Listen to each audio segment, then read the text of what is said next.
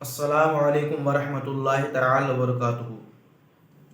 میں ہوں مہروز خان، آپ دیکھ رہے ہیں میرا چینل جس کا نام ہے مہروز خان آفیشل 92۔ میرے دوستوں، آج میں حاضر ہوں اپنی ایک نئی ویڈیو کے ساتھ، اور جیسا کہ میں نے پچھلی ویڈیو میں بتایا تھا آپ کو کہ میری اگلی آنے والی ویڈیو بدعت کے تعلق سے ہوگی۔ میں نے ابھی تک آپ کو شرک کے بارے میں بتایا، کفر کے بارے میں بتایا، کافر کے بارے میں بتایا۔ آج ہم بتاتے ہیں آپ کو بدعت کے بارے میں۔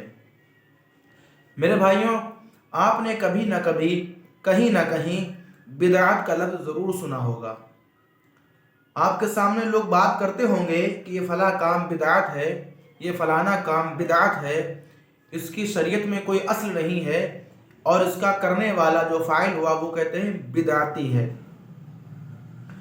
تو سب سے پہلے میری ایک بات آپ سمجھیے کہ اگر آپ سے بھی کوئی یہ کہے کہ یہ بدعت ہے اور کرنے والا بدعتی ہے فلاں کام، تو اس سے بڑی پیار محبت سے پوچھنا کہ آپ بدعت جو کہہ رہے ہیں آخرکار بدعت کہتے کس کو ہیں؟ بدعت کا معنی کیا ہوا؟ بدعت کہتے کس کو ہیں؟ بدعت کا مطلب کیا ہوتا ہے؟ اگر وہ بندہ جانتا ہوگا تو آپ سے پہلے سوال میں یہی جواب دے گا کہ ہر وہ کام بدعت ہے جو حضور کے زمانے میں نہ ہو۔ آپ سے وہ انسان کہے گا، اور یہی چیز آپ کو سمجھنی اور اس بھائی کو سمجھانی ہے کہ میرے بھائی دراصل یہ بدعت کی مکمل تعریف نہیں ہے۔ آپ نے تو بدعت کے بارے میں ایک چھوٹا سا ٹکڑا ہمارے سامنے رکھ دیا۔ دراصل یہ مکمل بات نہیں ہے۔ جب بات ادھوری رہتی ہے تو وہ عقل کے مطابق نہیں بلکہ عقل کے خلاف دوڑتی ہے، اور فوراً وہ انسان وہاں پر یعنی وہ کام نیا جو کر رہا ہے بیچارہ ڈر جائے کہ یار بات تو ٹھیک کر رہا ہے، یہ کام تو بدعت ہے، ہمیں فلاں بدعت کا کام نہیں کرنا چاہیے۔ تو اب یہاں پر آپ پریشان ہوں گے تھوڑا سا کہ اب تو ہم بڑے پریشانی میں آ گئے اور بدعت تو نیا کام ہو گیا۔ بہرحال بدعت کے بارے میں آپ کو بتاؤں بدعت کہتے کس کو ہیں۔ حقیقت میں بدعت جو لفظ ہے، بدعت کا جو معنی اور جو لفظ آتا ہے میرے پیارے، وہ ہوتی نئے چیز یا نئے کام کو۔ بدیع السماوات والارض قرآن میں بھی اس کا لفظ ہے، اور اس کے بارے میں بتایا گیا کہ بدعت کا مطلب کیا ہے۔ یعنی اللہ تعالیٰ نے یہ نئی جو تمام چیزیں ہیں، نئی وہ آسمانوں اور زمینوں کے درمیان، یعنی آسمان کے نیچے اور زمین کے اوپر تمام نئی نئی چیزیں ہیں، ان ساری چیزوں کا خالق، ان ساری چیزوں کا مالک، سب کا پیدا کرنے والا صرف ایک اللہ رب العزت ہے۔ اب بدعت کا مطلب کیا ہوا؟ بدعت ہر اس کام کو کہتے ہیں جس کا ثبوت شریعت سے ہم کو نہ ملے۔ میری بات آپ سنیں غور سے، بدعت ہر اس کام کو کہتے ہیں جس کا ثبوت دین میں نہ ملے، اور جو رسول پاک صاحب اللہ جناب احمد مجتبی محمد مصطفیٰ صلی اللہ علیہ وسلم کے ظاہری زمانے میں نہ ہو رہا ہو، پلس اس کے علاوہ نہ تو آپ کے صحابہ، نہ تو آپ کے صحابہ اکرام کے زمانے میں ہو، نہ تابعی نہ تبع تابعی کے زمانے میں اس چیز کا وجود ہو۔ یعنی جو یہ لسٹ میں نے بتائی ہے نبی کی اور نبی کے صحابہ اکرام کی، اور اس کے بعد جو تابعی تبع تابعی جتنے بھی لوگ اس دنیا میں تشریف لائے ہیں، ان کے زمانے میں بھی اس کام کو رائج نہ کیا گیا ہو، دراصل مکمل تعریف یہ اس کا نام بدعت ہے۔ اگر وہ آپ سے یہ کہے کہ بدعت ہر اس چیز کو بولتے ہیں جو حضور کے زمانے میں نہ ہو، تو یہ ادھوری تعریف ہوئی نا۔ تو اس سے بڑی محبت کے ساتھ آپ پوچھ رہے ہیں کہ میرے بھائی آپ نے جو بدعت کی تعریف کی ہے تو مجھے یہ بتاؤ حضرت کہ آپ اس زمانے میں تھے؟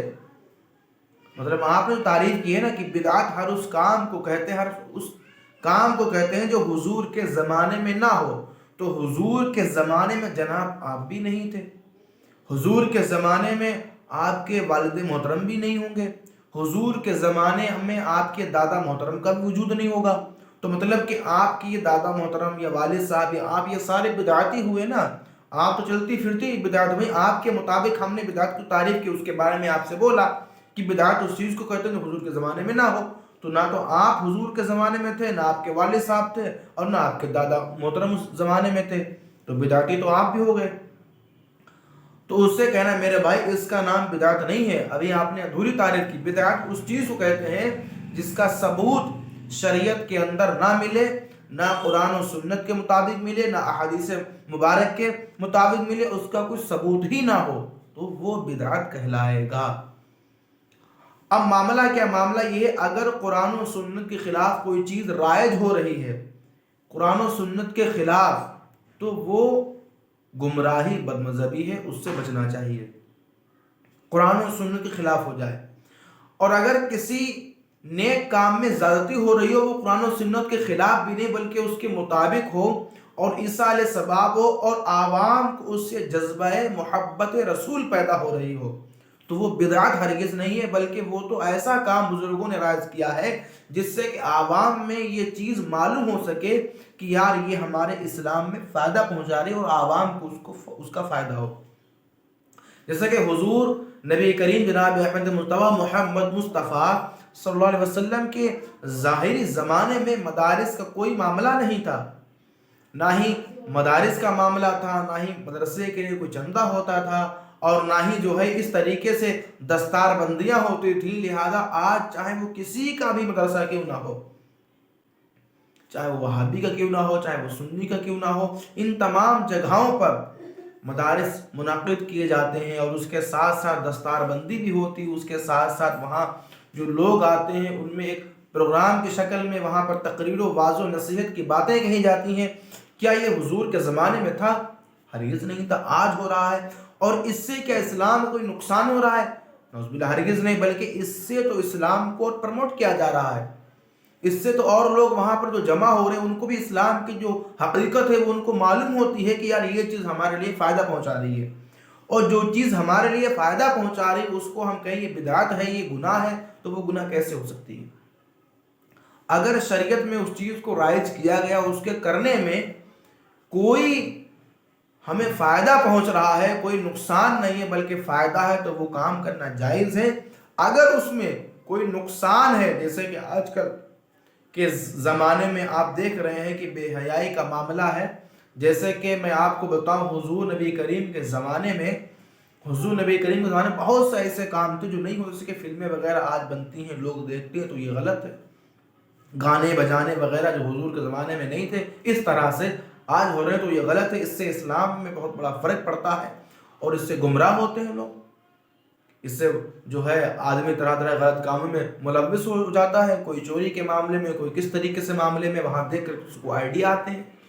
تو یہ جو چیزیں ہیں دراصل یہ غلط ہیں، یہ حضور کے زمانے میں نہیں تھی، اب ہو رہی ہیں، اور ان سے اسلام کو بدنام کیا جا رہا ہے، اور ان چیزوں سے جو ہے اسلام ہمارا ترقی نہیں کر پا رہا ہے۔ ان چیزوں سے جو ہے اسلام میں جو اسلام پسندیدہ لوگ ہیں وہ وہاں تک پہنچ نہیں پا رہے، بلکہ اس سے پہلے ایک آئینی دیوار کی طرح ان چیزوں نے ان کو روک لیا ہے۔ تو یہ ہمارے لیے، ہمارے آنے والی نسلوں کے لیے یہ چیز بدعت اور خراب بدعت ہے۔ اور انشاءاللہ بدعت کے تعلق سے میں آپ کو اور بتاؤں گا، اس کی کئی قسمیں، اگر ان میں آپ جائیں گے تو بہت لمبی بات ہو جائے گی۔ بہرحال دراصل بات حقیقت ہے یہ کہ بدعت ہر اس چیز کو کہتے ہیں جس کا ثبوت ہمیں قرآن و حدیث سے نہ ملے، اور اگر وہ صحابہ کرام کے دور میں بھی نہ ہو، تابعی کے دور میں بھی نہ ہو، تبع تابعی کے دور میں بھی نہ ہو، تو یہ بدعت کہلائے گی، اور اس سے دین کا اگر نقصان ہو رہا ہے تو یہ خراب بدعت ہے، اس کو نہیں کرنا چاہیے، اور جس سے دین کا فائدہ ہو رہا ہے وہ درست ہے، بہتر ہے، کوئی دقت نہیں اس میں۔